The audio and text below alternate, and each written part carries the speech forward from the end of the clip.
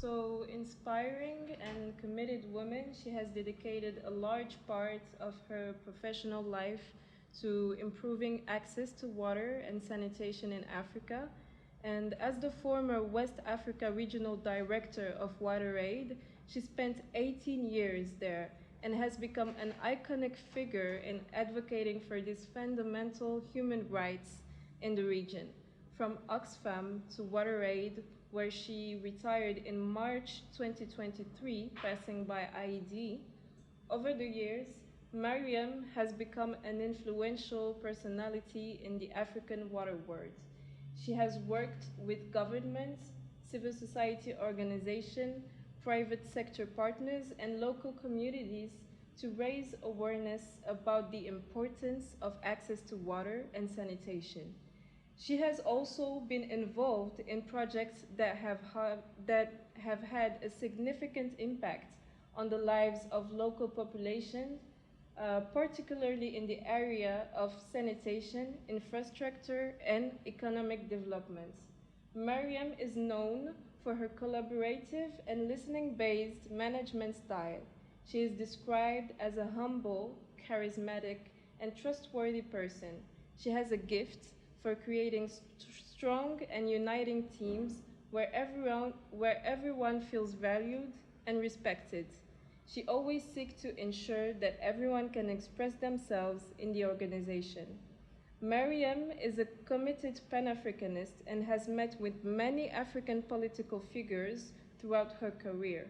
She is also known to be a woman deeply rooted in her culture and religion, but remains open to the world and other cultures. She is passionate about human and civic rights and is described as a joyful, comedic, and very demanding about her work. Mariame Dem, welcome to this conversation initiated and produced for WaterAid. Thank you so much. It's a pleasure to be here, and I think the introduction is quite generous about me, but it does capture what has been my experience up to now. Just to correct that, I have been with WaterAid for 14 years, not 18. Okay. So this podcast is very important for future generation to understand your purpose. So how do you manage to gather people around the same purpose? Thank you so much. I think for me, it's really creating that sense of belonging to something and needing each other to transform any situation for better. And I think when you show to people that by coming together, they will gain something, and they are also very valuable to what will be discussed, what will be decided, and not just for themselves, but for their community, their country, etc. So that's how I gather people to having a sense of needing to be together. To our force will come from being united, but not united just in a formal organization, but united in a vision, because that's the starting point for me. Mm-hmm. So we're getting into your values and what you believe in. So how do you define yourself? I define myself as someone who is really rooted in my culture. I'm Fulani, but someone who is rooted in diversity, because I'm coming from a family that is scattered between Senegal, northern Senegal, Mauritania, Mali, with my paternal grandfather being born in Mali and grew up there and did his Quranic school there.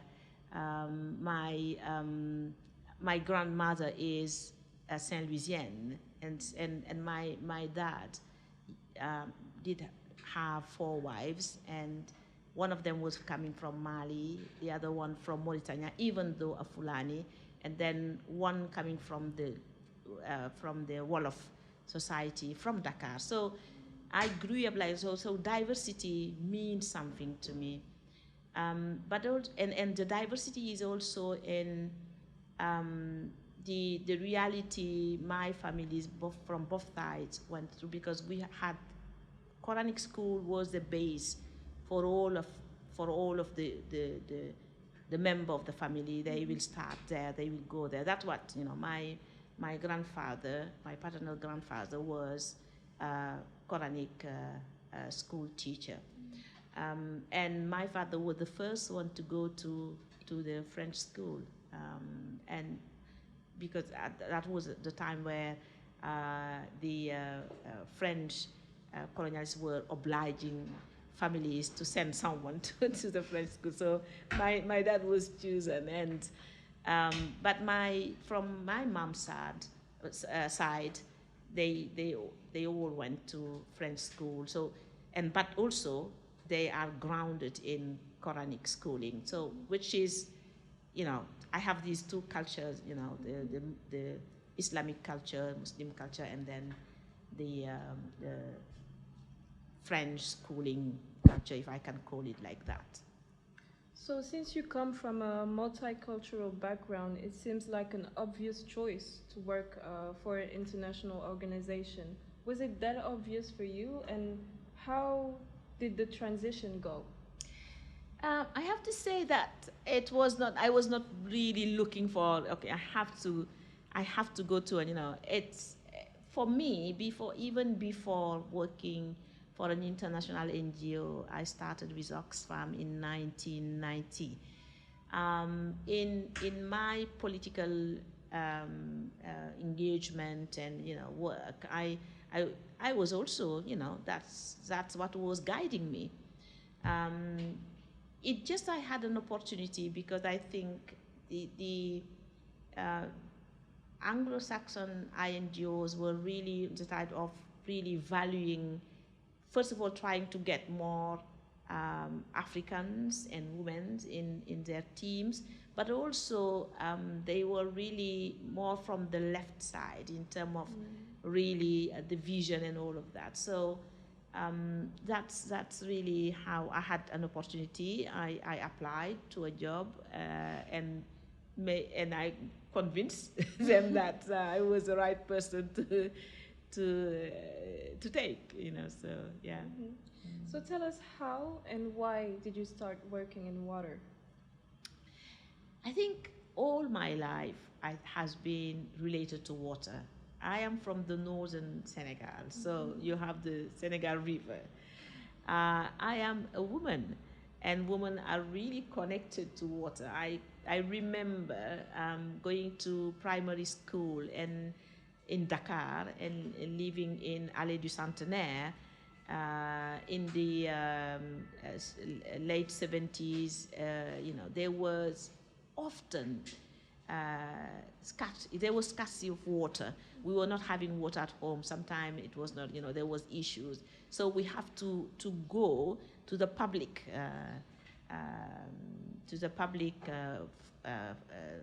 robinet to get the water. So that's on. But then the other, I did a study for British international institution, I must say, IIED, that was based in London, because there was there former colleagues from Oxfam that was also a friend, and they were the institution was starting to work on to set up a global water initiative program, and they wanted really to have the situational analysis of the country where they wanted to set up this program, and one of the countries was Senegal, and I was asked to, I was offered to do that study, and that made me see really the issues around water, the access issue, you know, depending on where you live and the means you have. So you know, the differences you have between rural and urban, but also the roles, you know, and the responsibility around water, from the collection to the usage, the management of it. So, because women were quite at the center of it, of the process, and also between countries, you know, because I was comparing in that study the Senegal with other countries, etc. So anyway, I discovered a lot by just going, reading some reports, some research around Senegal water, talking to people, those that were working, the officials, and also talking to the communities. It was, for me, a big discovery about the issue of water in my country. So, and that's how I came to that, because when I left Oxfam in 2005, because after 15 years, I just said I'm going to be housewife and just do that as a job and relax. So, but because and so I was doing a bit of consultancy from time to time, but one the things I was, first of all, it was, I have to do something, because for me you need to use your time, your skills in service of the society. Mm-hmm. So that was one of the challenge.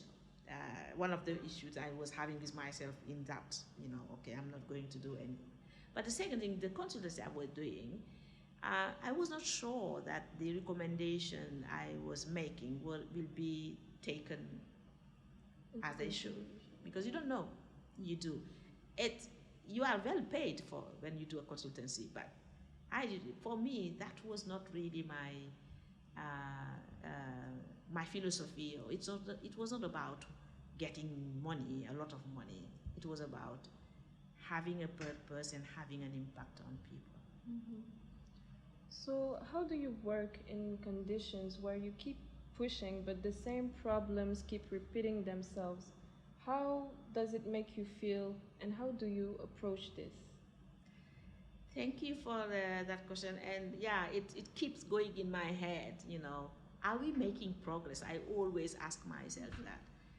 But I think it's what has really helped me move forward, even though things were not changing at the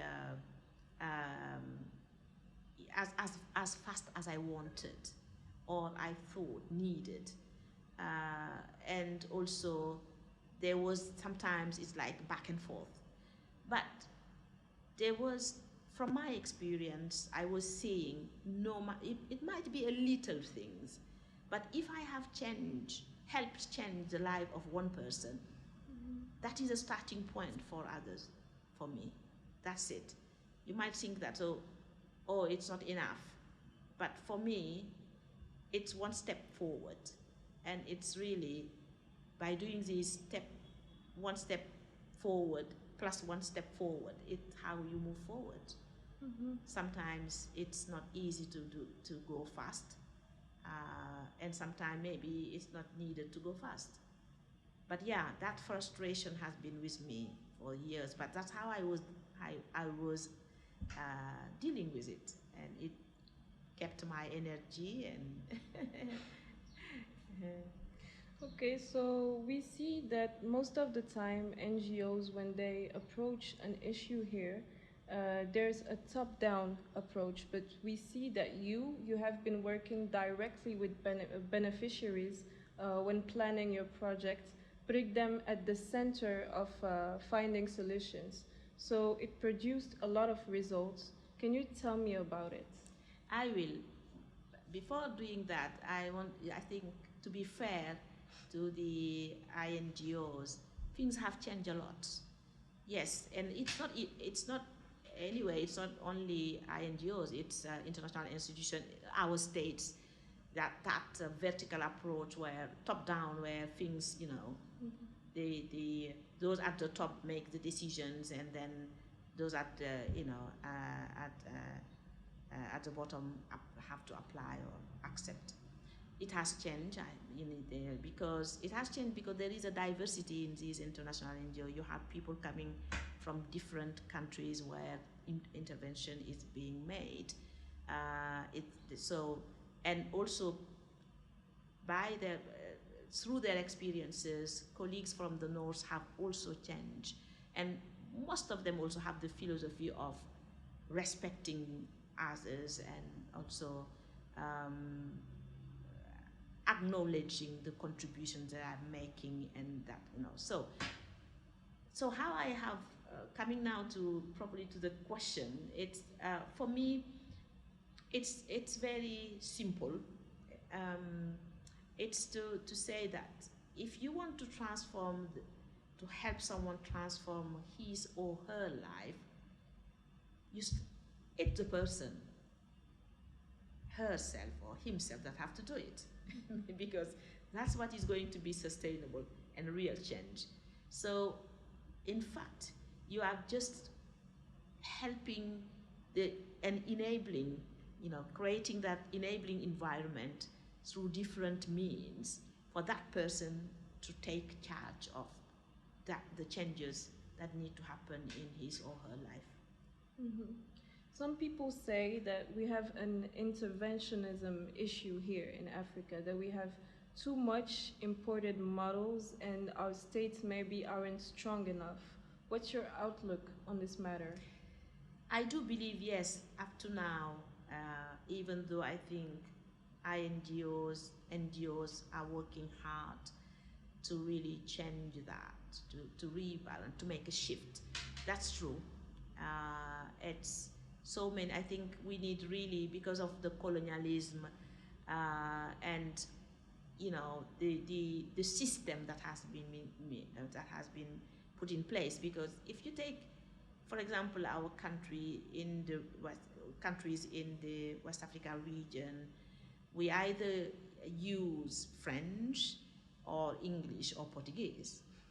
In administration, that's the official language, but that's not our language. So you can't develop a community or a country by, you have to start, you have to take and be grounded in their culture, but also the language, why we are not teaching in the language. So it has continued like that. So of course, that creates a dependency that we are using foreign languages. The schools are forward, even though it has also very changed since then.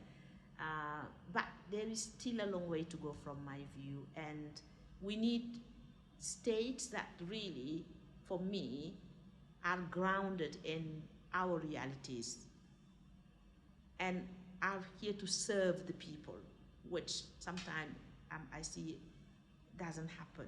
Mm. There's also nowadays this capitalist side of NGOs where they are seeking for a return on investment with their projects, which doesn't seem to align with the values and goals of NGOs. What's your opinion and experience with this issue? Mm-hmm.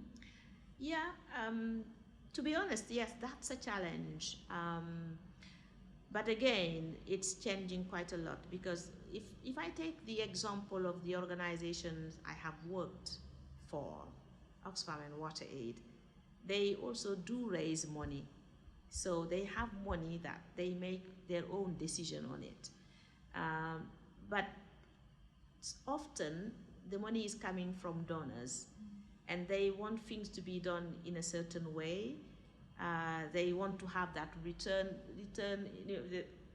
in terms of what is the impact you are having on people, how many boreholes you have built, or etc. But I think through the evolving experiences, learning that have been developed throughout years, that even that is changing, because it's not, for example, what we call soft activities. It's not just about having a borehole for the access to water. It's how people are organized, what are the relationships they have within their communities, their group. Who is making the decision? Are we really looking at the needs of each of the people that are part of that association, village, or community, etc.? So, but yes, and that impact, for, as I said, sometimes is invisible. It's not about something that you can put your finger on it. It's when you have really changed how people, men and women, interact in a community, that now you have space for women. They have a say in the decision of the community, and they are heard. That's a change. That's an amazing change. It's not just the borehole, as I said, or the latrine, etc. But I have to say that there is still a long way to go. That we have to recognize that, and we keep to fight. We keep to offer another way of looking at things. And for me, it's really investing more in communities, because I think the challenge is you have people like me that are, holding the jobs in these organizations, that have been to, that have a certain level of education, etc., and that have also a way of, an ideology how they see things, and that there is a bit of distance between these people and the community we are supposed to serve. For me, we are not the main instrument. The main instrument must be the people we want to really support to change their life for better. And I think up to now, INGOs are still facing that challenge of investing enough time into that, in investing in people to understand the context they are in today that haven't been the context maybe a few years ago, to understand that how the social fabric, how it's hindering or enabling a positive evolution, and helping well-being, but helping also and get the potential in each of the people, in a woman, in a man, in a young man. That potential is out, is used. So there is a long way to go for that, because the challenge of INGOs, from my experience, is because the issues are big, we want to go fast. But for me, sometimes going deep is more important than going fast. And long term. And really looking at the issue deeply, because that's what helps you really find the solution that can address the issue forever. Mm-hmm. If not, it will be a continuing issue you will be facing in 10 years, in 20 years. Mm-hmm. So if you had to make an analysis of the impact you had on local populations, what would you remember the most? I think the first impact is to show them, even though I would, at a certain level, I was at the decision making of an institution, I don't know all.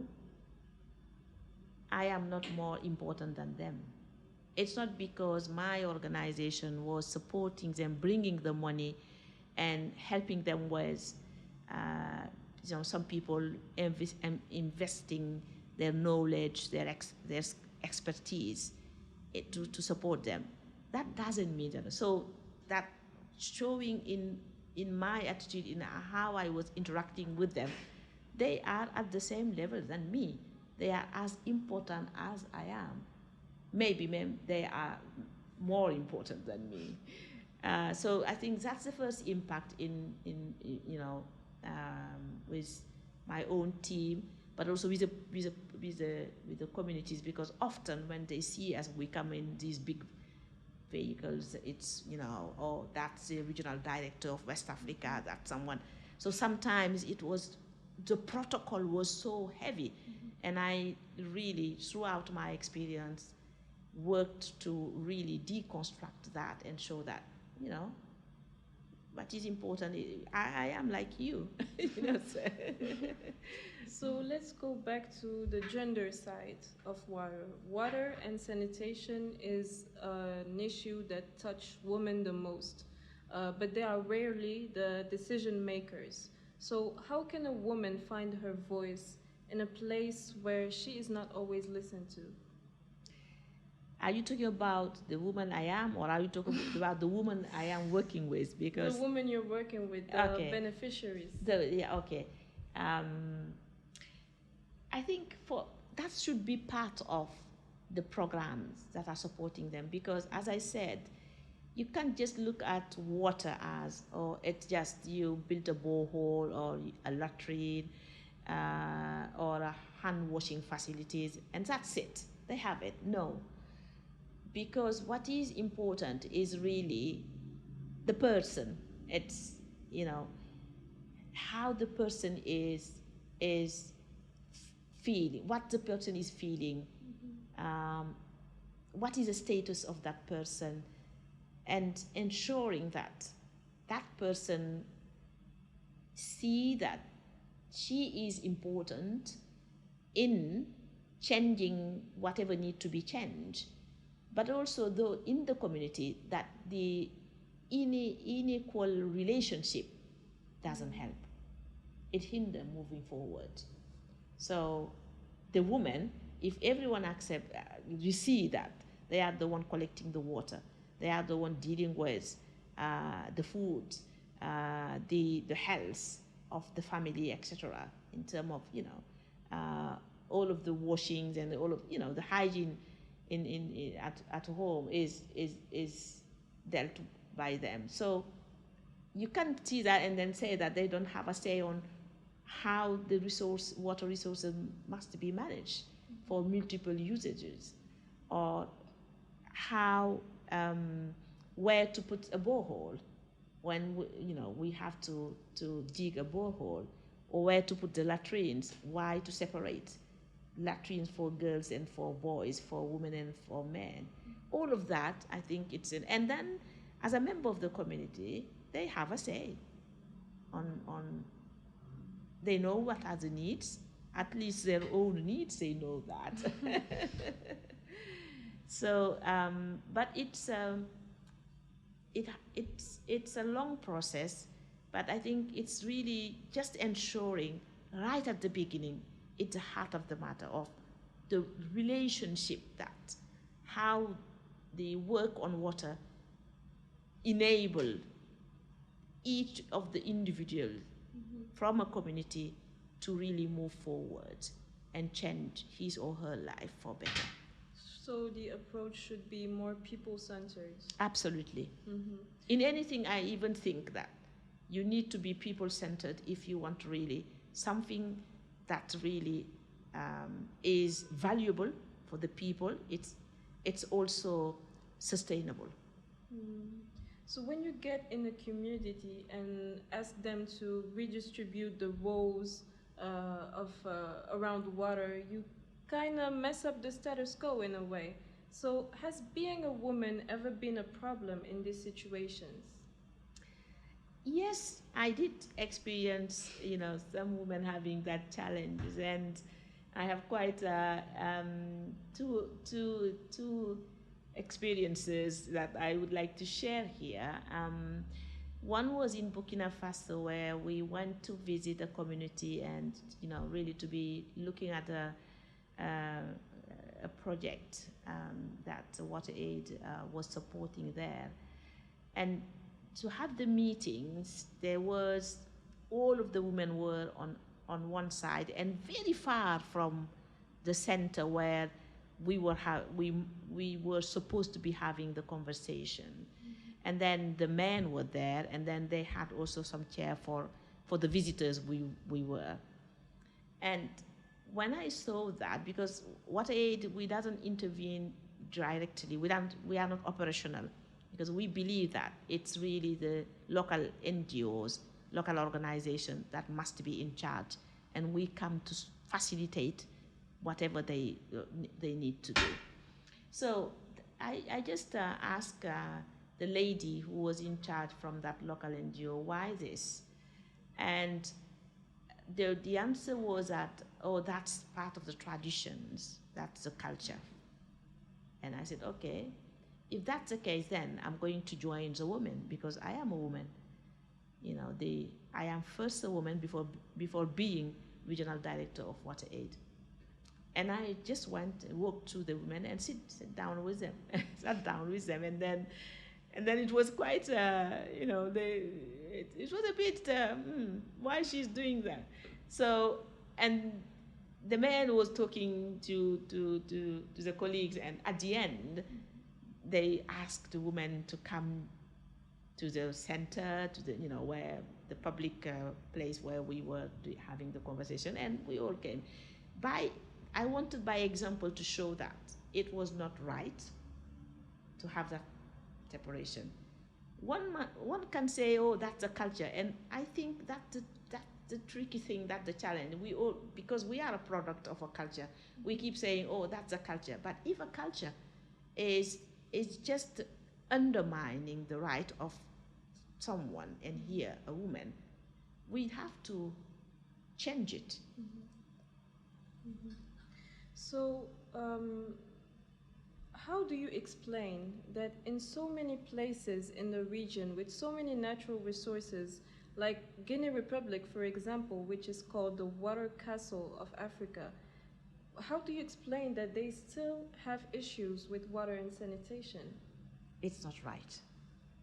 And it's really unacceptable from me, because normally we should not have anyone in West Africa region and in Africa that can't access water, can't have good sanitation, you know, good hygiene, because the resources are here. So I think the issue is really governance, where our government are putting priority, the investments that are being made, but also it's the relationship, how, you know, the inequalities between North and South, and the dependency we have often in terms of the choices we are making. When I say we, I'm talking about our government, because they are in charge. And I even think that have somehow also affected some part of the community, where we think that we are resourceless. We don't have the capabilities.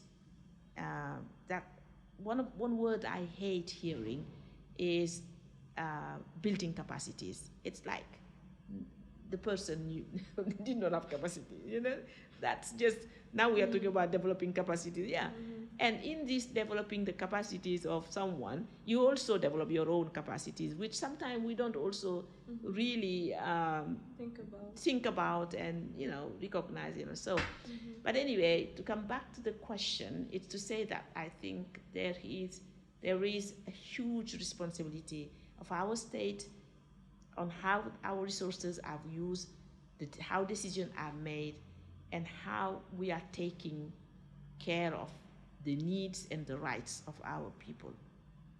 There is a long way to go. So there's a popular legend, we say popular legend because we never saw a case study about it, which says that when there's running water in the middle of a village, the women of this village flee this place. Is this true? Have you ever seen this? I don't know if that's true, because I haven't seen it, but I had an experience that absolutely show that there was a tall woman told me in one of our coming from one of our communities. I can't remember if it is Liberia or Ghana, to be honest. When we were discussing where to put the borehole, there was a discussion around that,